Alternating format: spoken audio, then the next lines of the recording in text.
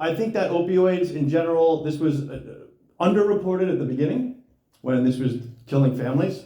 Well, still is, but when it started, I think it was terribly reported for the most part when everybody knew what was going on. And I think now it's been forgotten. And I think that's crazy because of what we're going to talk about right now. So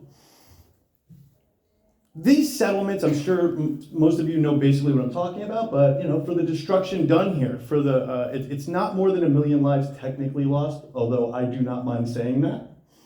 But we're talking about hundreds of thousands dead, and we're talking nasty shit, deliberate, really conspiratorial type of stuff that we now know from these attorney general lawsuits. So all 50 states are getting millions and millions of dollars. It's going annually through 2038. These are the results of painstaking, unbelievable lawsuits from, and I don't give a lot of compliments to attorney generals and prosecutors. This is one where they get a lot of credit, including our current governor, Maura Healey, former attorney general.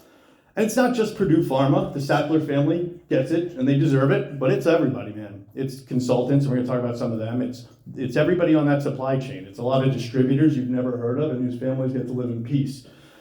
We're a little past that now, to a certain degree, not entirely, and I'll get there too, but we wanted to know, where the hell is this money going? And when I tell you people started, really didn't know. I mean, to the point where organizations, I knew a couple of organizations that were getting together to hire lobbyists to basically go look for it. We were actually going to get on board with that, looking for money to do opioid reporting, and we started seeing a few things. As it turned out, and this was the beautiful data part of, data comes from somewhere, right? In this case, every municipality, I have to go backtrack 1 second. So in Massachusetts, we're getting about $1 billion by 2038. No small amount of money, $1 billion. So we got hundreds of millions on the table already. 60% is distributed by the state.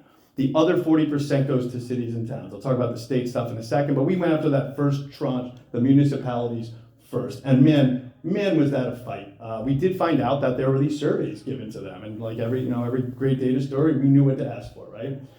So we fought the DPH. This is about 1.5 years ago. The Department of Public Health. We found out they basically curate all that data. There's also a third-party contractor involved, and I don't want to get too off the ball with that, but I'm sure this comes up in a few panels here. We're dealing with an agency here that comes in, and they were involved. We quickly kind of got them out of the picture. We went to the DPH for the data, but it took a minute to give it to us. When we finally got that first group for fiscal year 24, that's the article all the way on the left, mass municipalities are sitting on millions meant to mitigate the opioid scourge. Man, we got it, and so did a television station. I'm not a big fan of the reporter, but I think they did a solid job of it. It was actually interesting because the state fought and fought and fought, and when they finally released the data, we were working on our dashboard. The TV station got a dashboard up, and then the state came out with a dashboard. So I was kind of glad we didn't get that one off, but we did get the first article off, and I have to make it through all of these. But the first one, because the television station we dropped the same week, we focused. They did the big. It was 8%, by the way. 8% of in the first 2 years had been spent at the municipal level. Really a bombshell, particularly for anyone who's suffered from this epidemic.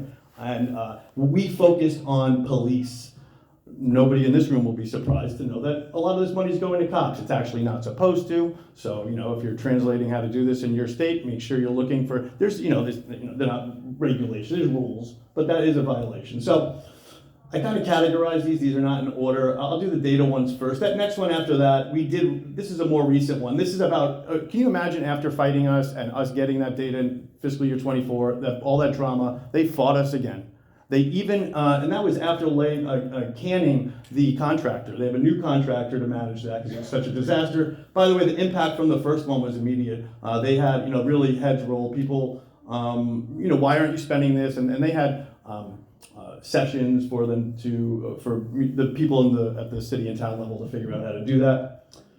The next one, they fought us. Our Secretary of the Commonwealth ruled with us several times. Finally, we got it, but that is a story about that. We were the 7th most prolific requester of records with the Department of Public Health last year. Props to John Gerhardson, by the way, up there, and all the reporters involved. John's really the brains here, and he speaks he does all the coding and stuff. He is unbelievable. And so the next one is the most recent data one, and I'll cut to the chase, which is they basically doubled. They spent about 14%.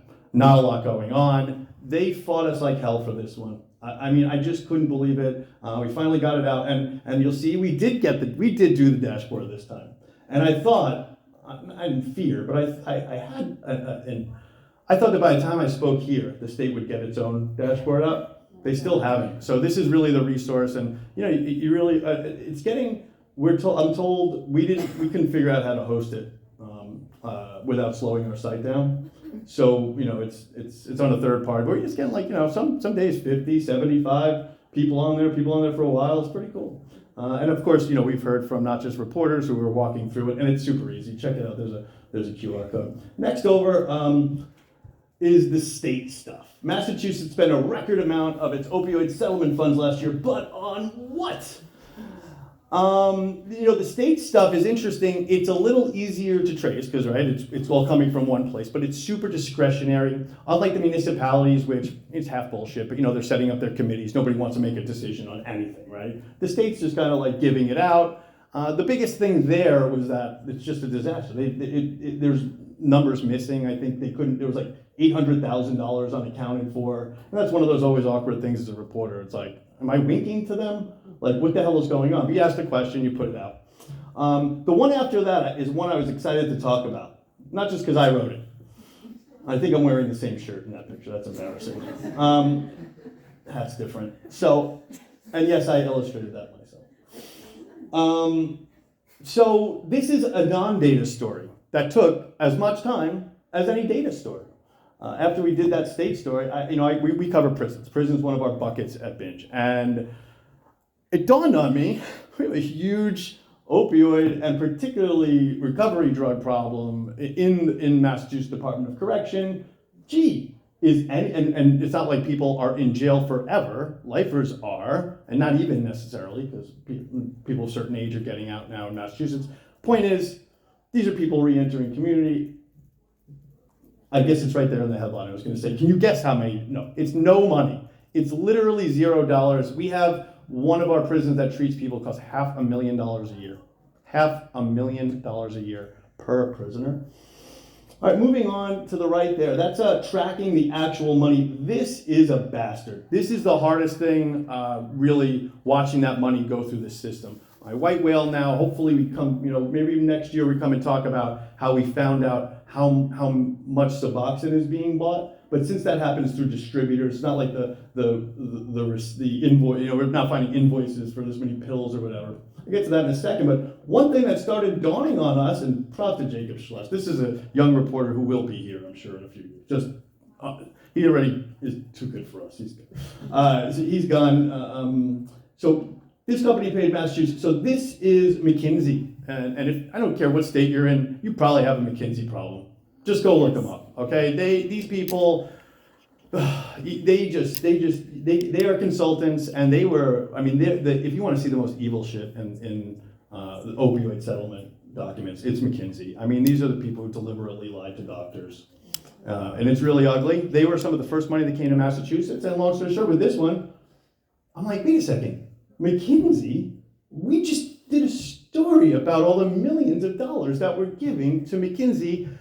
Yeah, and not opioid related, but health related, DPH related, Department of Public Health related, and turned out, this is really coming off like I'm a huge fan of our governor. I'm not, but I respect her and all. But I will say, she already hated McKinsey. She had already said, fuck McKinsey, and because of this story, they are fucked. And they are not doing business in Massachusetts anymore, and to the point where they have 3 open contracts worth millions of dollars, and the state is not following up. So we feel validated there.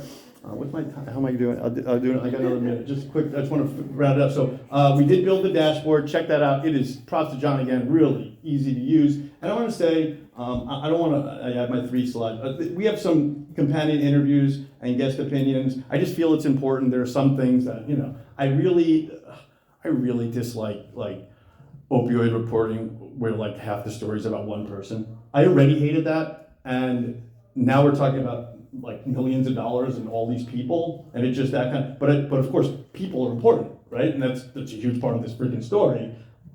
So we are bringing that in, linking and putting stuff, but a lot of the data stories themselves, I just didn't want to. And then I got my three takeaways. That's my thing. But that's the three takeaways. This was fun to do. So the one is like, just fight like hell for that data. This was pretty standard. I mean, they had to give it to us, and they just wouldn't. And it was really. And listen, we don't know. We have some proactive lawyering money, but that's always the tough one.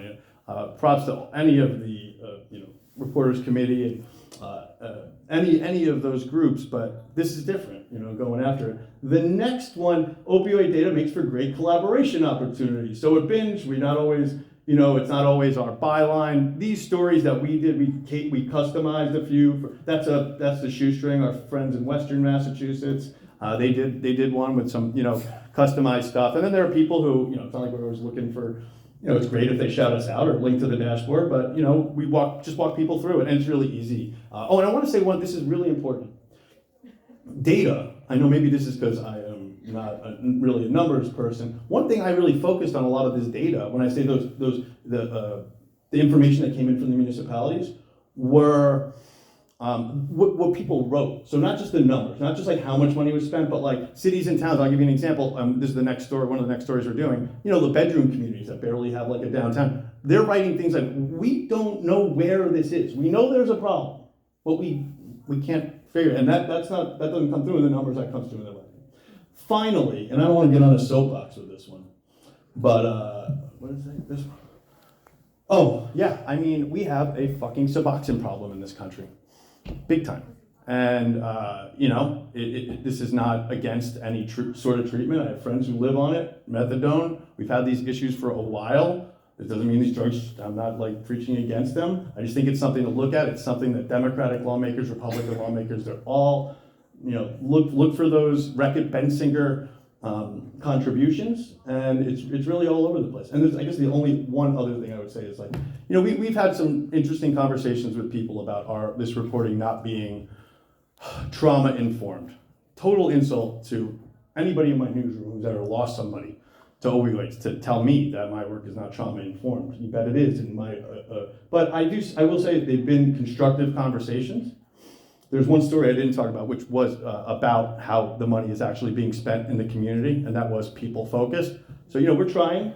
We're not like we're there to make everyone happy. It's just that these are data stories, and we're trying to figure out how to bring a lot more of that in. But I felt like since nobody had done it, we just wanted to get this stuff out.